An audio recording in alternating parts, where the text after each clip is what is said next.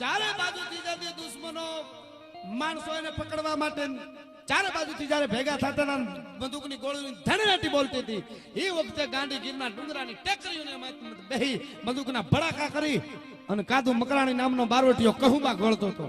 કહેવું અને કહુંબા કેવા, બિલ્લી જો પીવે તો શ્વાન હુંકો પ્રાણ હરે અને બકરી જો પીવે તો મારે બનરાજ કો. જેવા તેવા નહીં. બિલ્લી જો પીવે તો શ્વાન હુંકો પ્રાણ હરે, બકરી જો પીવે તો મારે બનરાજ કો. અને મૂર્ખ જો પીવે તો અનાજ કી મોટ મારે અને ગધા જો પીવે તો મારે ગજરાજ કો.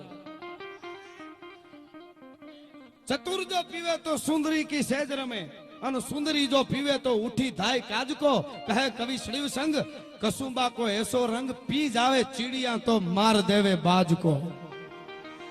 આવા કહુંબાની જેને કહેવાય ઠોરું બોલતી હતી અને બંદૂકના ભડાકા કરતો તો એ મરદ